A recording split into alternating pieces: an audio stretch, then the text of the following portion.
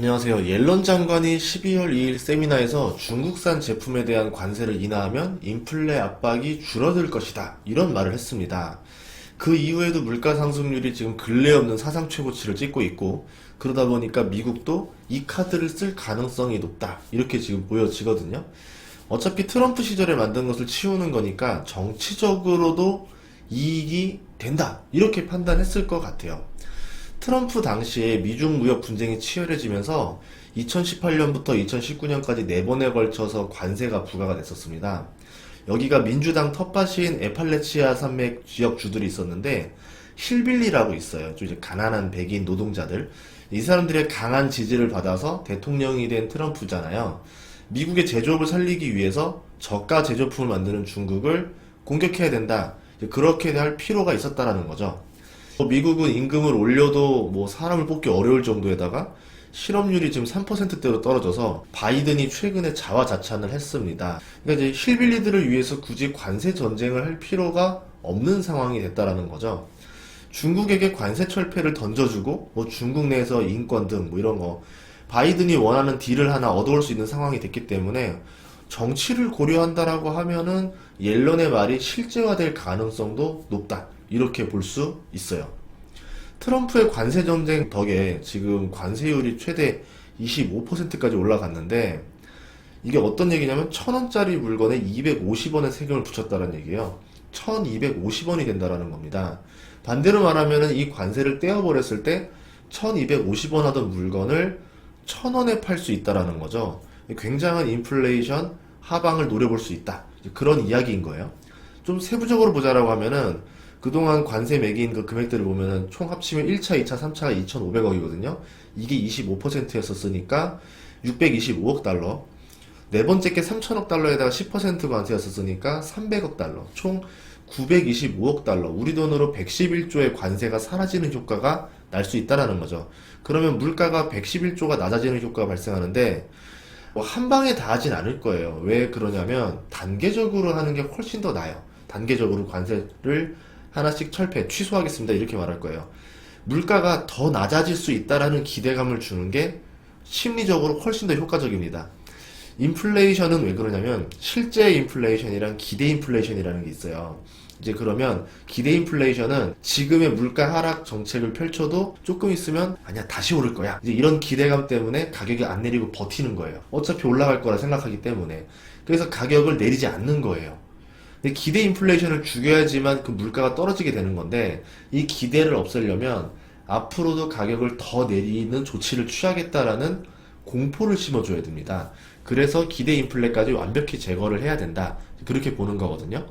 우선 파월이 물가를 내릴 카드를 하나 가지고 있는데요. 저번 영상에서 오건영 부부장님이 설명해 줬던 게 있었어요. 양적 긴축이라는 게 있었습니다. 그러니까 연준이 그동안 사들인 채권을 팔아서 시중의 현금을 빨아들이는 거죠. 이게 공식으로 치면은 자산 빼기 부채는 자본인데, 자본은 바뀌지 않아요. 자산이 늘면 부채가 같이 느는 거고, 자산이 줄어들면 부채도 같이 줄어드는 겁니다. 양적 완화 시절에는 국채를 매입해가지고 이 부채를 늘려준 거예요. 부채가 늘어났으니까 당연히 자산이 늘어나겠죠. 예를 들어서 1억이 있는 사람이 부채가 3억까지 가지고 있다 쳐봐요. 그러니까 이 사람은 자산이 4억인 사람인 거예요. 그런데 국가에서 부채가 3억밖에 없어? 돈 더 많이 빌려줄게 하면서 부채 6억을 더 얹어줍니다. 그럼 이 사람은 자기 돈 1억에 부채 9억이 되니까 자산이 10억이 되는 거죠. 10억짜리 땅을 살 수도 있게 되는 사람이 되는 겁니다.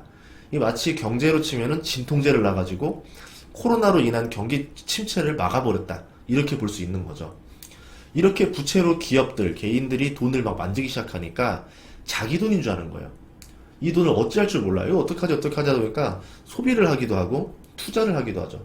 일반적으로 보통 부동산이나 주식으로 가면서 자산 가격의 버블을 만들어 버립니다. 양적 긴축 시절에는 이 국채를 파는 거예요. 그래서 부채를 줄여줍니다. 줄어든 부채만큼 어떻게 되냐면 자산도 같이 줄어들어요. 부채가 그동안 자신의 돈인 줄 알았는데 이걸 가져가니까 손에 돈이 없게 되는 거죠. 실투자금 1억에 부채 9억이었던 사람이 나 그동안 10억 자산가야 이러면서 어깨 떵떵거리고 다녔는데, 갑자기 부채 6억을 갚으라면서 가져가 버리니까 어떻게 해야 되겠어요? 6억치 자산을 매각해서 부채를 갚아야 돼요. 이게 그럼 동시다발적으로 너도 나도 자산을 팔아서 돈을 마련해야 되는데, 그럼 양적 긴축이라는 말은 주식시장, 코인시장 같은 곳에 발작을 일으키게 만들었다는 거죠. 최근에 그래서 주식 코인 쪽이 큰 하락을 하게 됐던 게 이런 이유 때문에 선반영해서 날라갔던 겁니다. 너도 나도 파는 상황에서 내 자산을 누가 사줘야 되는데 사줄 사람보다 팔 사람이 많아지니까 자산 가격이 떨어지게 되는 거죠. 부동산 하락기를 경험해 본 사람들은 알겠지만 이럴 때일수록 우량 자산이 보통 가격 방어도 잘 되고 팔기도 쉬워요. 잘 팔려요. 반면에 정크 자산들 같은 경우는 가격 방어도 안 되고 이것을 살려는 사람도 없습니다. 예전에 2007년 부동산 상승기 때 버블세븐이라는 데가 있었는데 그 중에 용인이라는 자리가 있었어요. 용인 중에서도 우리가 알고 있는 수리 쪽 말고 좀 더 안쪽으로. 그때 이제 버블세븐 터지고 나서 근 10년간 그때 가격을 회복하지 못했었거든요. 그 정도로 정크 자산들은 한번 망가지면 다음에 가격 올라오기가 쉽지가 않을 수도 있습니다. 지금 뭐 우리 보다시피 뉴욕 나스닥 거래소 중에서 우량주 500개로 지수를 만든 S&P 500 지수는 최근 하락률이 별로 크지가 않아요. 반대로 나스닥은 기술주 중심의 거래소잖아요. 이 적자투성이 기업이 굉장히 많습니다.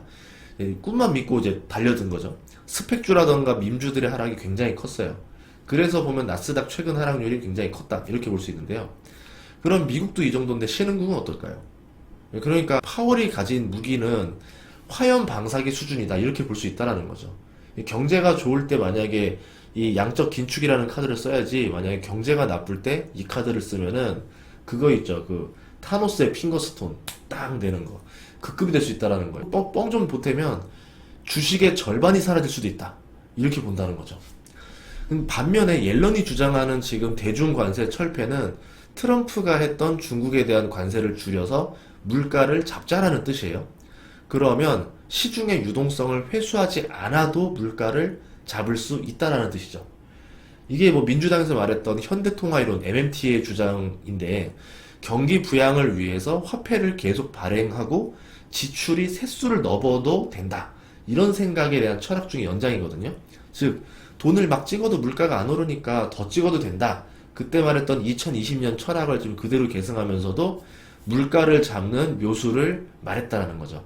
어떻게 보면은 민주당 입장에서는 이 대중관세 철폐라는 카드가 굉장히 매력적인 카드로 다가올 수밖에 없는 상황이 이런 이유들도 있는 겁니다. 그 예전에 이런 것도 있었어요. 미국이 돈을 풀면서도 물가가 오르지 않았던 시절이 있었거든요. 2000년대 중반 시절이었었는데 이때를 이해하려면 그린스펀의 수수께끼에 대한 이해가 필요해요.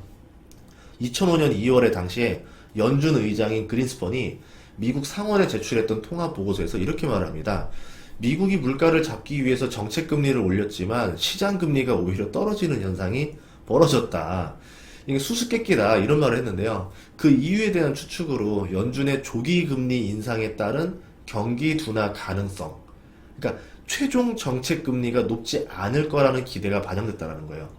여기서 그러면 그린스펀의 실수는 뭐였었냐면 금리 인상을 너무 빨리 했다라고 이제 본다라는 거였던 거죠. 그래서 경기 둔화를 할 것이다 이런 겁니다. 그러니까 파월이 지금 3월에 금리 인상을 할지도 모른다라고 시장에서 예측하고 있는데, 그렇게 되면은 경기가 둔화될 것이라면서 두려워하고 있다는 거죠. 그래서 지금 보면 어떻게 보면은 파월이 쓰는 카드보다는 옐런이 쓰는 카드가 물가를 잡는데 조금 더 먼저 쓸 수 있는 카드가 아니겠는가, 이렇게 얘기를 해보는 겁니다. 아니면은 뭐 자산 매각을 먼저 할 수도 있지 않을까, 뭐 이런 얘기들을 하는 거기도 하고요. 그래서 금리를 올려도 시중에서는 금리 부담이 크지 않고 중국산 공산품 때문에 물가가 안정되었던 상태, 그때 2000년도 중반 당시 저금리 저물가로 기업의 이익이 늘고 부동산 투자가 늘면서 주식과 부동산이 폭등하던 상황이 2000년 중반의 시절이었다라는 거죠. 그러면 화요일 밤에 이제 청문회에서 파월이 양적 긴축을 강하게 주장하게 되면은 시장은 휘청일 거고, 옐런이 대중관세 철폐를 뭐 먼저 이야기한다라던가 하게 되면은 시장은 안심을 하겠죠. 이 두 사람 입에 증시가 달렸기 때문에 이렇게 주식하기 어려운 시절도 없는 것 같아요. 대중관세가 철폐되면 어떻게 될 것인가, 투자자는 그걸 먼저 예상을 해야 되거든요. 이거는 뭐 안 봐도 뻔하잖아요. 중국이겠죠. 중국산 제품이 미국 내에서 가격 경쟁력이 강해지게 되면 당연히 판매에 유리해질 수밖에 없습니다. 미국 시장을 가격 경쟁력으로 치고 들어간 업종들이 있어요. 뭐 공산품이라던가 전자제품 등이 있는데, 이런 쪽을 보면은 투자해볼 만한 기업들도 있습니다. 돈의 움직임을 보면은 지금 중국의 위안화는 중국의 경제 상황이랑 반대로 가는 것 같아요. 위안화 가치가 높아진 상태입니다. 뭐 인위적일 수도 있고 외국 투자자들 돈이 들어와서 그럴 수도 있어요. 홍콩 지수는 빠지고 있고 상해 지수는 하락이 별로 없었거든요. 생각보다 안 컸어요. 그러니까 이렇게 볼 수 있는 거죠. 위안화가 상승하니까 혹시 외국인 투자자들이 페그제를 쓰고 있는 홍콩 주식을 그냥 팔아가지고 후선강통 주식들을 사들이는 게 아닌가 이런 생각을 해봤거든요. 후선강통이라고 하면 뭐냐면 상하이 증시에 있는 주식, 선전에 있는 주식들 말하는 겁니다. 뉴스를 봤더니 2021년 상해 증시, 선전 증시에 들어온 외국인 수입 유입액이 2,520억 달러라는 거예요. 302조가 들어왔습니다. 그러니까 미국 시장, 홍콩 시장에 있는 중국 주식들이 많이 하락하는 모습들과는 사뭇 다른 모습이었다라는 거죠. 그래서 지금 위안화가 강세였구나.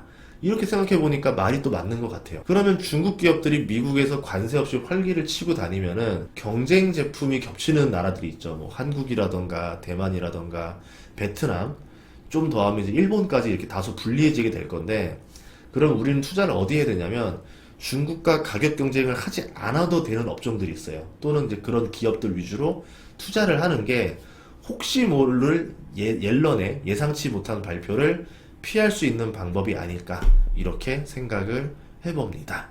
다음 시간에도 좋은 정보로 찾아뵙도록 하겠습니다.